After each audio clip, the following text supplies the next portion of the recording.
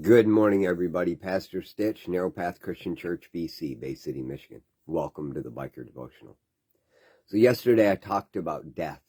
I asked you a simple question. I asked you, is death a punishment? And then I talked to you about the fact that death is a process in life. It's part of the life process, right? Now I have a question for you. How many of you walked away from that devotional wondering all day long, what was he talking about? How many of you wanted to challenge me on it? How many of you wanted to press me on it and say, no, it was a punishment. Death is a punishment for the sin that happened in the garden. How many of you pushed in and went back to the Genesis account and read it? If you didn't, why not? I kind of did what I did yesterday on purpose. There are going to be some that never come back to this message today. Some of you are going to hear this one and didn't hear yesterday. Go listen to it, right? My point is, you never take anything that's handed to you and let somebody else synopsize what something is. Just like in the news cycle, you get told that the bill that got written in Congress that's 7,000 pages long has 4 key points, and this is all you need to know. Have you ever gone and read one of those bills? It's tedious.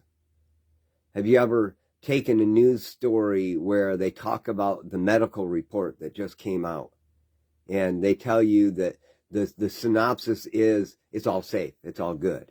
And I'm not talking about anything in specific. I've been talking about this issue for years. Then you go read the medical report that they said they're synopsizing, and it says absolutely nothing like that.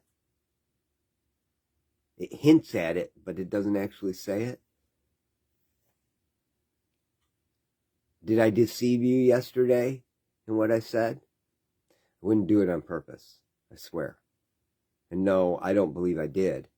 You go back and you read in Genesis chapter 2, verse 17, and God told Adam, but you must not eat from the tree of knowledge of good and evil, for on the day you eat from it, you will certainly die. Was death a punishment then?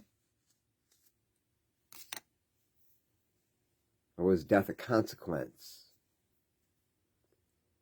See, right after that, after he ate from it and God had this conversation with him,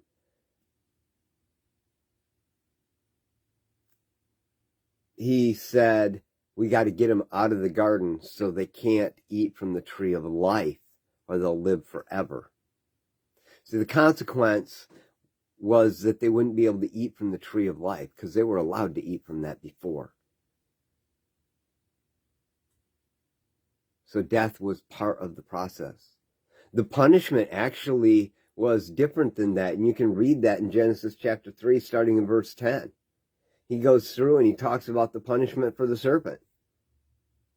Because you have done this, you are cursed more than any livestock and more than any wild animal. You will move on your belly, you will eat dust all the days of your life. I will put hostility between you and the woman, and between your seed and her seed.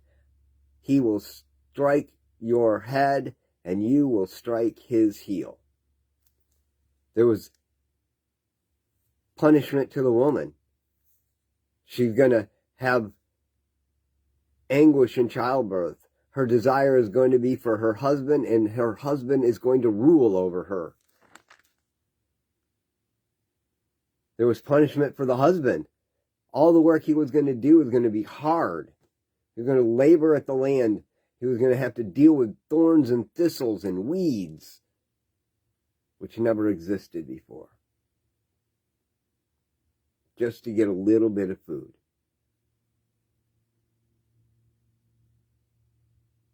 And then God says,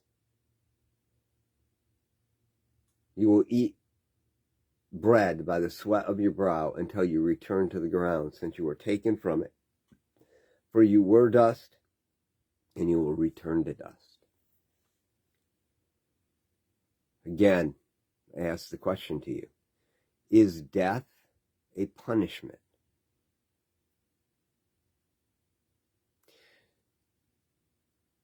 Death is not a punishment.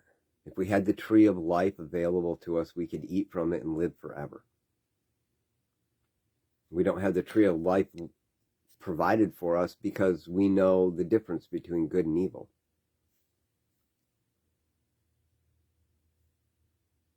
It was the one thing God set a boundary for. Yes, there were punishments for disobeying, but death wasn't it.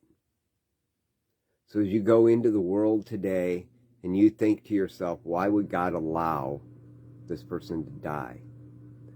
It's not his plan.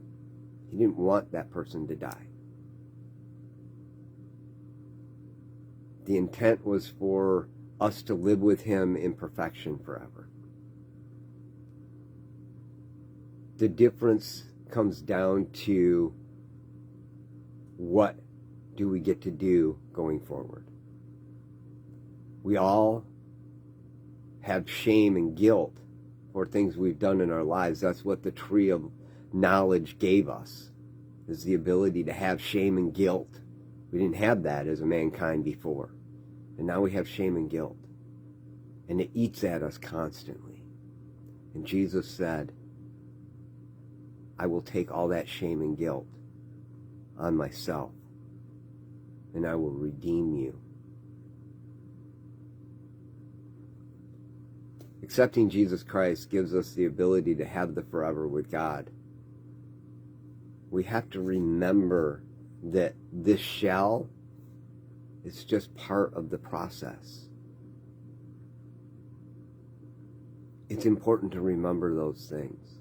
It's also important to challenge what I say. I don't want you to take everything I say at face value and just gloss it over and say, well, Pastor said.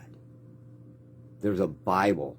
You need to open it and you need to read it for yourself, because you're going to see something or hear something in there. God's going to speak something to you, and someday you're going to have something for me to understand. I pray that I can continue to feed you and guide you and direct you, but I don't ever want you to take my words at face value. If something stirs you to question it, it needs to go and be studied. It's important. Today is the 4th day of the month. Are you going to take time to read the 4th chapter of Proverbs today? Are you going to continue the challenge of reading a proverb a day this month, this year? Are you going to build a system into your life and make a decision that it's critical and you'd rather die than not do it? Spending time in the Word of God, spending time talking to God, spending time in silence listening to God. Are you willing to do those things? I'm intense today. I was intense yesterday. I know that. I hope I get to be a little more upbeat tomorrow. But the reality is I'm going to give you what I believe you need. And this year, it's going to be critical. It's going to be critical. I believe it with all my heart. We need to press in harder than ever before. And if we do, and men, I'm specifically talking to you because the women tend to do this much better than we do. If you men started living your lives like men and leading your families in the spiritual walk first, understanding the Word, talking about the Word, studying the Word, reading the Word, and praying and ministering the Word to your families, things would happen and revival would come. That's a fact. History proves it. We're on the verge. We're on the verge of two things: destruction or revival. Which one do you want? As for me and my house, I plan to serve the Lord. I love y'all. I hope you have a great day. God bless.